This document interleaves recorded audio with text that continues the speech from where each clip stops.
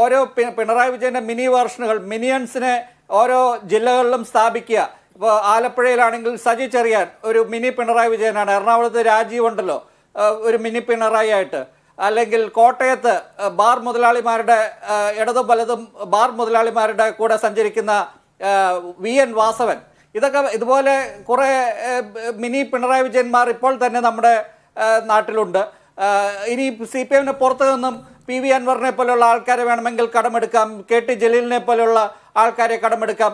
പിന്നെ ഇവിടെ ഈ പ്രീണന നയങ്ങളുമായിട്ട് മുന്നോട്ട് പോകുന്ന കാര്യങ്ങൾ, അത് ഇവിടെ ഈ പ്രീണനം എന്ന് പറയുമ്പോൾ അതിന് പലതരത്തിലുള്ള വ്യാഖ്യാനങ്ങൾ വരും. പക്ഷേ ഞാൻ ഉദ്ധരിക്കുന്നത് MK മുനീറിനെയും സാദിഖ് അലി തങ്ങളെയും കൂർലോസ് പിതാവിനെയുമാണ്. അല്ലാതെ വെള്ളാപ്പള്ളി നടേശനെ അല്ല ഞാൻ ഈ കാര്യത്തിൽ ഞാൻ കോട്ട് ചെയ്യുന്നത്. ഇപ്പോൾ കൂർലോസ് പിതാവിൻ്റെ ഫേസ്ബുക്ക് പോസ്റ്റ് ആദ്യം തന്നെ വന്നിരുന്നു. അതാണ് മുഖ്യമന്ത്രിയെ ചൊടിപ്പിച്ച ഒരു കാര്യം. അദ്ദേഹത്തെ വിവരദോഷിയെന്ന് അഭിസംബോധന ചെയ്യുകയും അതിനുശേഷമാണല്ലോ അദ്ദേഹം ഈ കാര്യങ്ങളൊക്കെ അതായിരുന്നല്ലോ തുടക്കം. നിയമസഭയിൽ വന്നിട്ട് കോൺഗ്രസിന് അല്ലെങ്കിൽ UDFന് 96 ലക്ഷം വോട്ട് 90 ലക്ഷം ആകുകയും LDFന് 70 ലക്ഷം 66 ലക്ഷം ആകുകയാണ് ചെയ്തുള്ളൂ എന്ന് പണ്ട് V മുരളീധരൻ പറഞ്ഞ എന്തോ പെട്രോളിൻ്റെയും ഡീസലിൻ്റെയും വിലക്കുറവിൻ്റെ കാര്യം പോലെ എന്തോ ഒരു തിയറിയാണ് അദ്ദേഹം മുഖ്യമന്ത്രി പിണറായി വിജയൻ നിയമസഭയിൽ അവതരിപ്പിച്ചത്. കൂർലോസ് പിതാവ് അദ്ദേഹത്തിൻ്റെ ഫേസ്ബുക്ക് പോസ്റ്റിൽ പല കാര്യങ്ങൾ പറയുന്നതിൻ്റെ കൂടെ ഇവിടെ ജാതി മത സമുദായങ്ങളുമായിട്ട് നടത്തുന്ന അദ്ദേഹത്തിൻ്റെ ഹോട്ട്ലൈൻ സോഷ്യൽ എഞ്ചിനീയറിംഗ് പ്രീണനത്തെക്കുറിച്ച് പറയുന്നുണ്ട്. ഇവിടെ ഭരണവിരുദ്ധ വികാരം ഉണ്ട് എന്ന് പറയുന്നുണ്ട്. ബംഗാളിലെ അവസ്ഥ വരും എന്ന് പറയുന്നുണ്ട്. പിന്നെ അദ്ദേഹം ഇവിടെ ഈ സാമ്പത്തിക കെടുകാര്യസ്ഥതയെക്കുറിച്ച് പറയുന്നുണ്ട്. ഇതിനെല്ലാം CPMൻ്റെ പ്രതിനിധികൾ നമ്മളോട് പറയുന്നത് സാമ്പത്തിക പ്രതിസന്ധിയാണെങ്കിൽ കേന്ദ്രത്തിൻ്റെ കുഴപ്പമാണ്. ഇവിടെ മുഖ്യമന്ത്രി തന്നെ പറയുന്നു ഇവിടെ നരേന്ദ്രമോദിക്കെതിരായ വോട്ടായതുകൊണ്ടാണ് ഇവിടെ LDFന് പാർലമെൻറ്റിലേക്ക് സീറ്റ് കിട്ടാത്തത്. അദ്ദേഹം ഉദ്ദേശിക്കുന്നത് കഴിഞ്ഞ തവണ ഇതെല്ലാം കഴിഞ്ഞിട്ട് കോവിഡ് വന്നപ്പോൾ കുറേ കിറ്റുകൾ കൊടുത്തു. അപ്പോൾ ജനങ്ങളെല്ലാം ഇദ്ദേഹത്തെ ക്യാപ്റ്റൻ പിണറായി എന്ന് വാഴ്ത്തി. CPMൻ്റെ PR പ്രവർത്തനങ്ങൾ വളരെ ചിട്ടയായിട്ട് നടന്നു. DYFIക്കാർ പൊതിച്ചോറ് കൊണ്ടുപോയി കൊടുത്തു.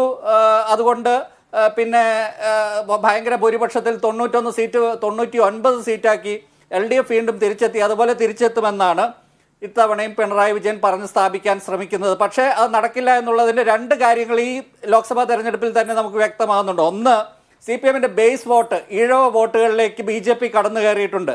ഇത്രയും കാലം ഇവിടെ CPMും പിണറായി വിജയനും ചെയ്തിരുന്നത് എന്താണെന്ന് വെച്ചാൽ വളരെ സിമ്പിളാണ്. അതായത് ഇവിടെ BJP വളരുന്നതിനനുസരിച്ച് UDFൻ്റെ മുസ്ലിം വോട്ടുകൾ CPMലേക്ക് പതുക്കെ ക്രിസ്ത്യൻ വോട്ടുകളും മുസ്ലിം വോട്ടുകളും പ്രത്യേകിച്ച് മുസ്ലിം വോട്ടുകൾ UDFൽ നിന്ന് CPMലേക്ക് എത്തിക്കുക.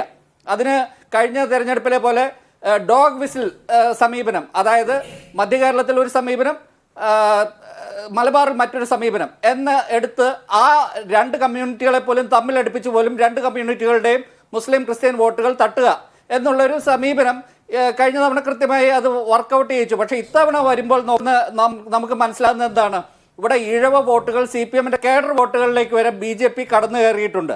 രണ്ടാമത്തെ ഈ പിണറായി വിജയൻ്റെ ഒരു ജിക്സോ പസിൽ 2026 പൂർത്തിയാകണമായിരുന്നെങ്കിൽ ഇവിടെ ലീഗിനെ പിളർത്താൻ ഒരു വഴി നോക്കിക്കൊണ്ടിരിക്കുകയായിരുന്നു. ഇവിടെ KS ഹംസനെ സ്ഥാനാർത്ഥിയാക്കി എളമരം കരീമിനെ കരീമിക്ക എന്നൊക്കെ പറഞ്ഞ് പോസ്റ്റർ അടുപ്പിച്ച് കോഴിക്കോട് അവതരിപ്പിച്ചു. ഇതെല്ലാം കഴിഞ്ഞിട്ട് ലീഗിൻ്റെ ഒരു വിഭാഗത്തെ, കുഞ്ഞാലിക്കുട്ടി വിഭാഗത്തെ പിളർത്തിയെടുക്കാൻ പറ്റുമെന്നാണ് വിചാരിച്ചിരുന്നത്. പക്ഷെ അതൊന്നും നടന്നില്ല. കുഞ്ഞാലിക്കുട്ടി തന്നെ ഇടതുമുണ്ടെങ്കിലേ ഇന്ത്യയുള്ളൂ എന്ന് പറഞ്ഞ് നടന്ന ഇവരുടെ ഈ കോമാളിത്തരത്തെ നിയമസഭയിൽ തന്നെ കണക്കിന് ആക്ഷേപിച്ചു. അതിനുശേഷം ഇനിയിപ്പോൾ അതും നടക്കില്ല, ഇവിടെ ലീഗിനെയും കിട്ടില്ല, ഇവിടെ റിയാസിനെ മുഖ്യമന്ത്രി സ്ഥാനാർത്ഥിയാക്കുക അല്ലെങ്കിൽ പിണറായി വിജയൻ്റെ അനന്തരാവകാശിയാക്കാനുള്ള ശ്രമങ്ങൾ നടക്കുന്നത് എന്ന തരത്തിൽ ജനങ്ങൾ ഇവിടെ സംസാരിക്കുന്നു. ഞാൻ അങ്ങനെ കരുതുന്നില്ല, പക്ഷെ ജനങ്ങൾ അങ്ങനെ കരുതുന്നു. ഇതെല്ലാം സാമുദായിക അന്തരീക്ഷം CPIMന്റെ എതിരാളികൾ അത്തരമൊരു മോശം കാർഡ് ഇറക്കി കാര്യമായ പ്രചരണം നടത്തുന്നത് കൊണ്ടാണ് എന്നതുകൂടി നമ്മൾ കാണാതെ പോകാൻ പാടില്ലല്ലോ. ആനന്ദ് കൊച്ചുകൂടി, എന്തുകൊണ്ടാണ് റിയാസിനെ ഒരു വ്യക്തി എന്ന നിലയ്ക്ക് അംഗീകരിക്കാത്ത അയാളുടെ മതത്തിൻ്റെ അയാളുടെ ബന്ധത്തിൻ്റെ ഒക്കെ പേരിൽ ചിത്രീകരിക്കാൻ ശ്രമിക്കുന്നതിന് പിന്നിൽ അപ്പുറത്തുള്ള ആളുകൾ ഉപയോഗിക്കുന്ന മോശം രാഷ്ട്രീയത്തിൻ്റെ കൂടി ഉദാഹരണം ഉണ്ട് എന്നാണ്.